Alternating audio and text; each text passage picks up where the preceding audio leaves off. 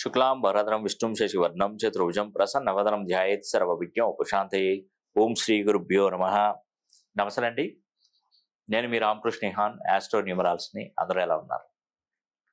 2024 సంవత్సరం, 2024 స్వస్తి స్త్రీ క్రోధినామ సంవత్సరం.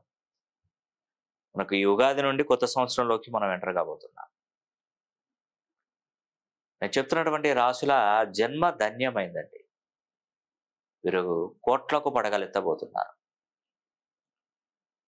ఖచ్చితంగా జరుగుతుందా అంటే ఖచ్చితంగా జరుగుతుందండి. మనం అధైర్యపడకూడదు, అధైర్యం చెందకూడదు. నేను ఒక అతనికి కరెక్షన్ ఇచ్చాను. కరెక్షన్ ఇచ్చిన తర్వాత అతను ఏం చేశాడంటే, ఒక హోటల్లో వెయిటర్, నేను కరెక్షన్ ఇచ్చిన తర్వాత తన ఓనరు ఎవరికైనా కాలం కలిసి రాకపోతే ఏమవుతుంది, తనకు ఉన్నటువంటి నష్టాలు తను హోటల్ తీసేస్తే మొత్తం టోటల్గా అతను ఏంటంటే అతను అప్పుల్లో కూరుకుపోయాడు. ఈ హోటల్ మీద వచ్చేది నెలకు ఒక 2-3 లక్షల సంపాదన, కానీ అతనికి 10 లక్షలు ఇంట్రెస్ట్లే కడుతున్నాడు. అతను భరించలేకపోయాడు. ఈ డబ్బులు, ఈ రుణ బాధలు, ఇదంతా టెన్షన్ పడలేక ఆయన ఏం చేశాడంటే హోటల్ అమ్మేద్దామని ప్లాన్ చేశాడు. అది జాక్పాట్. ఏంటంటే మంచి సెంటర్ మీద ఉంది హోటల్, నెలకు 3 లక్షలు ఇన్కమ్ ఉంది. నేను 30 లక్షలకి ఈ హోటల్ మొత్తం అన్ని సామాన్లతో ఇచ్చేస్తాను, ఎవరైనా తీసుకుంటే తీసుకోండి అని చెప్పాడు. 30 లక్షలు. ఈ 30 లక్షలు పెట్టాలంటే దానిలో వర్త్ ఎంత ఉందంటే ఒక 5 లక్షలు టేబుల్స్ అవి వీటికి సంబంధించింది వర్త్ 5 లక్షలు. కానీ 25 లక్షల రూపాయలు తీసుకొచ్చి పెట్టాలంటే ఎవరు సిద్ధహస్తులు కాలేదు.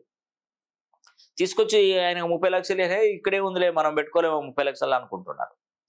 కానీ దాంట్లో ఉన్నటువంటి వాళ్ళకు ఆ హోటల్ గురించి అర్థమవుతుంది. అంటే రోజు కౌంటర్ ఎంత అవుతుంది, ఎంత లాభం వస్తుంది, ఎంత ఖర్చులోకి పోతే, ఎంత తీసేస్తే ఏంది అనేది కూడా అర్థమైపోతుంది. ఈ పిల్లవాడు ఏంటంటే తెలివి కలవాడు. నేను కరెక్షన్ ఇచ్చినటువంటి అబ్బాయి మంచి నాలెడ్జ్ పర్సన్. అన్ని లెక్కలు కట్టుకున్నాడు. లెక్కలు కట్టుకుంటే నెలకు ఆయనకు వచ్చేది ఏంటంటే 3 లక్షలు ఇన్కమ్ వస్తుంది. ఈ ఖర్చులు మొత్తం తీసేస్తే ఒక 2 లక్షలు మిగులుతున్నాయండి. తనకి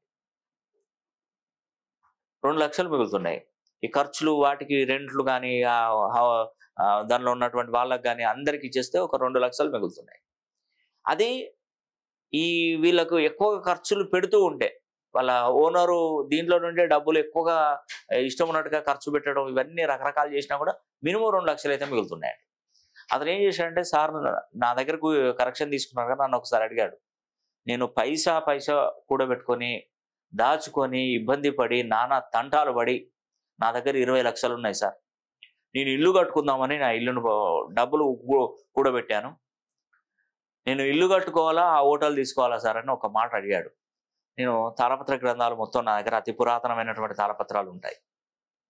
గవ్వలు వేశాను, గవ్వలు వేసి చూశాను. ఇతనికి బిజినెస్లో ఫుడ్కు సంబంధించిన రంగం ఉందా లేదా, ఎందుకంటే అతని బాధ చాలా వర్ణనాతీతం. ఒకవేళ కనుక ఇక్కడ అతను కనుక లాస్ అయ్యిందంటే ఇంకా ఆయన పరిస్థితి ఎంత దారుణంగా ఉంటుంది చూడండి. ఇంకా అతనికి వివాహం జరగలేదు. అతను ఎందుకు ఈ ఇల్లు కట్టుకోవాలనుకుంటానంటే, ఈ వివాహం చేసుకోవాలంటే మినిమం సుమారుగా ఎవరికైనా ఒక ఇల్లు అయినా ఉండాలి కనీసం. ఇప్పుడు ఒక అమ్మాయిని మీ ఇంటికి పంపిస్తున్నారు, ఒక సంబంధం వెతుకుతున్నావు అంటే కనీసం నీకు సొంత ఇల్లు ఉందా అనే అంటారు. ఇల్లు లేదు, వాకిల్ లేదు, జాగ లేదు, ఏం లేదు, భూమి లేదంటే నీకు వివాహం ఎవరైనా ఇచ్చేదానికి ముందుకు వస్తారా? రారు. ఆయన ఈ అబ్బాయి ఏం చేశాడంటే పైసా పోగు చేసి ఒక ఇల్లు కొనుక్కుందామని ప్లాన్ చేసి ఇల్లు కట్టుకుందామని అనుకున్నాడు. ఒక స్థలం తీసుకొని చిన్నగా ఒక 2-3 రూమ్ల ఇల్లు అయినా ఉంటే సొంత ఇల్లు ఉంది అన్న పేరు వస్తుందనే ఉద్దేశంతో ఆయన హైదరాబాద్లో జాబ్ చేస్తున్నాడు. అంటే ఈ వెయిటర్గా పనిచేస్తున్నాడు. ఆయనకి ఇచ్చేది జీతం ఏంటంటే 18,000 శాలరీస్తోనే అతను పైసా చిట్టీల రూపంలో వేసుకొని 20 లక్షలు అయితే 5-10 ఏళ్ళలో సంపాదించుకోవచ్చు నాకు తెలిసి, నా అంచనా ప్రకారం. సార్ మీరు చెప్తే నేను చేస్తాను, మీ మీద నాకు పూర్తి నమ్మకం ఉంది, దయచేసి చెప్పండి సార్ అని చెప్పిండు. అడిగితే నేను మొత్తం పరిచయం చేసి నువ్వు పెట్టుకో అని చెప్పేసి, నువ్వు బిజినెస్ చేసుకో, ఆ 20 లక్షలు అటు ఇచ్చేసి మిగతాయి కొద్ది రోజులకి ఇస్తానని చెప్పేసి అగ్రిమెంట్ రాసుకో, 20 లక్షలు ఇచ్చేసేయండి.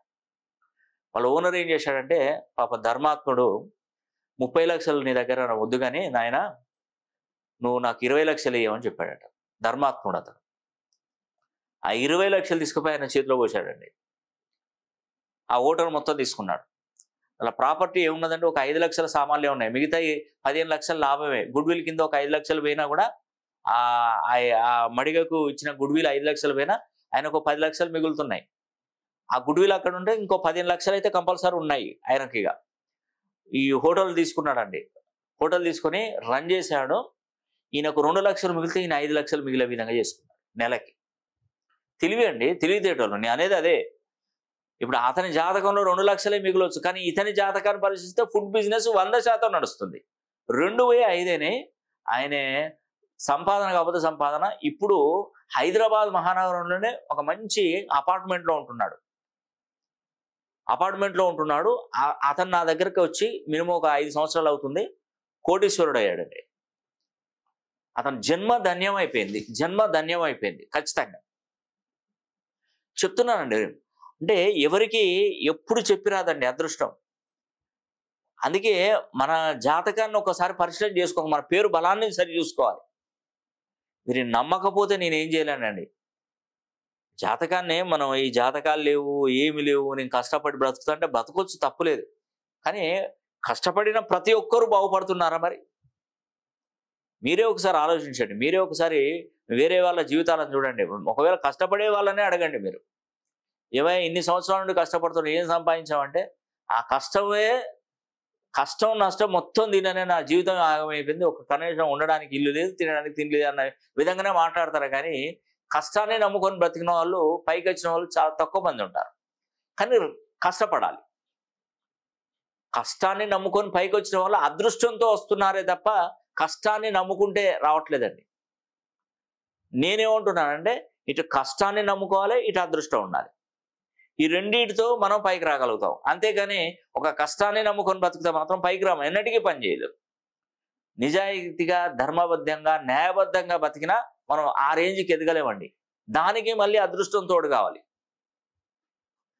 అలా అయితేనే మీరు ఏ ప్రయత్నం చేసినా అదృష్టాన్ని మాత్రం మీ వెంట పెట్టుకోకపోతే మీరు ఏం చేసినా ఫెయిల్యూర్ ఖచ్చితంగా. నేను this is my open challenge 2024 సంవత్సరంలో తులారాశిలో, వృషభ రాశిలో, కుంభరాశిలో ఈ 3 రాశులలో పుట్టినటువంటి వారు ఒక రేంజ్ బౌండ్ అవుతారు. వాళ్ళ జన్మ ధన్యమైపోతుందండి. వారు సంపాదించే ప్రతి పైసా 10 రెట్లు పెరుగుతూనే ఉంటుంది. 1కి 10, 1కి 10, 1కి 10, 100 లక్షల ఇట్లా పెరుగుతూనే ఉంటుందండి. జాక్పాట్ కొడతారు, ఖచ్చితంగా జాక్పాట్ కొడతారు. నేను అందుకే చెప్తున్నాను, ఫస్ట్ మీ పేరులో ఉన్నటువంటి సంఖ్యాబలాన్ని సరి చేసుకోండి. నేను చెప్పినటువంటి 3 రాశులలో కొన్ని 3 మైనస్లు ఉన్నాయి. ఒక్కొక్క రాశికి 3 మైనస్లు ఉంటాయి. ఇప్పుడు తులా, వృషభ రాశికి రాశాధిపతి శుక్రుడే. ఈ 2 రాశులకు మైనస్ చెప్తున్నాను చూడండి. 3, 12, 21, 30 ఈ తేదీలలో పుడితే కొంచెం డిస్టర్బ్ బాగా అవుతారు వీళ్ళు. ఇప్పటికే రుణ బాధలలో ఉండి ఉంటారు. 1, 10, 19, 28 తేదీలలో పుట్టిన, 3, 12, 21, 30 తేదీలలో పుట్టిన వృషభ, తులా రాశుల వారు ఇప్పటికే రుణ బాధలలో ఉంటారు. పనులన్నీ పెండింగ్లో పడుతుంటాయి, ఆలస్యం అవుతుంటాయి, జీవితం అంతా నత్తనడకన సాగిపోతూ ఉంటుంది. మొత్తం మనస్సు టోటల్గా వాళ్ళు డిసప్పాయింట్ అవుతారు. చేసే ప్రతి పనిలో అన్ని ఆటంకాలు ఎదురవుతుంటాయి. ఇది నిజమేనా కాదో ఒకసారి చూడండి. కష్టం ఎక్కువ పడతారు, ప్రతిఫలం తక్కువ తీసుకుంటారు. ఇంటికి తృతీయ సంతానం కానీ, మొదటి సంతానం కానీ తులారాశిలో, వృషభ రాశిలో జన్మించినా కూడా ఇలాంటి సమస్యలు వస్తుంటాయి. ఇకపోతే కుంభరాశి పరిస్థితి చూడండి. 1వ తారీఖు 10, 19, 28 తేదీలలో పుట్టిన కుంభరాశి వారు కానీ, 9, 18, 27 తేదీలలో పుట్టినటువంటి కుంభరాశి వారు కానీ గుర్తుపెట్టుకోండి, వీళ్ళకి ఎక్కువగా నష్టాలు జరుగుతూ ఉంటాయి. ఆకస్మికంగా ధనాన్ని కోల్పోవడం, రుణ బాధలలో ఇరుక్కోవడం, మనస్సు ఆందోళన చెందడం, ప్రతి పని కష్టపడితే కానీ అది ఒక కొలిక్కి రాకపోవడం, కష్టం ఎక్కువగా ప్రతిఫలం తక్కువ, మనం ఎవరినైతే నమ్ముతామో వాళ్ళే మనల్ని మోసం చేయడం, రుణ బాధలు కలిగి ఉండడం, విదేశాలకు వెళ్ళాలన్న కళ మధ్యలో ఆగిపోవడం, ప్రతి పని కళ్ళ ముందు కనిపించి అది వెళ్ళిపోవడం, జారిపోవడం, తప్పిపోవడం జరుగుతూ ఉంటుంది. కాబట్టి ఇక్కడ ఏంటంటే ఈ సమస్యల నుంచి మనం బయటపడాలంటే మనకు ఒక డెస్టినీ నంబరే మనకు ఒక అద్భుతమైనటువంటి గొప్ప వరం అండి. ఆ డెస్టినీ నంబర్ మీదనే మనం పేరును మంచి సంఖ్యాబలంలోకి మార్చుకోవాలి. అదొకటే చాయిస్. నేను చూసేది అన్ని రకాల పద్ధతులు: నేమాలజీ, గ్రాఫాలజీ, సిగ్నేచరాలజీ, ప్రొనాలజీ, Indian western numerology, Indian western astrology, ప్రశ్నాశాస్త్రం, హస్తరేఖలు, గవ్వలు, తాళపత్ర గ్రంథాలు, ఇలా అన్ని పద్ధతుల ద్వారా కూడా నేను పరిశీలన చేస్తాను. కాబట్టి సమస్య ఏదైనా పరిష్కారం ఒకటి, అది న్యూమరాలజీలో ఖచ్చితంగా లభిస్తుంది. కాబట్టి ఒకసారి వీలైతే ఈ 2024 సంవత్సరంలో తులా, వృషభ, కుంభరాశి వారు ఒకసారి నన్ను పర్సనల్ గా ఫోన్ లైన్ లో కలిసే ప్రయత్నం చేయండి. తప్పకుండా మీకు మేలు జరిగే విధంగా నేను చూస్తాను. ఈ వీడియో కనుక మీకు నచ్చినట్లయితే లైక్ చేయండి, షేర్ చేయండి, కామెంట్ చేయండి. సర్వే జన సుఖినో భవంతు.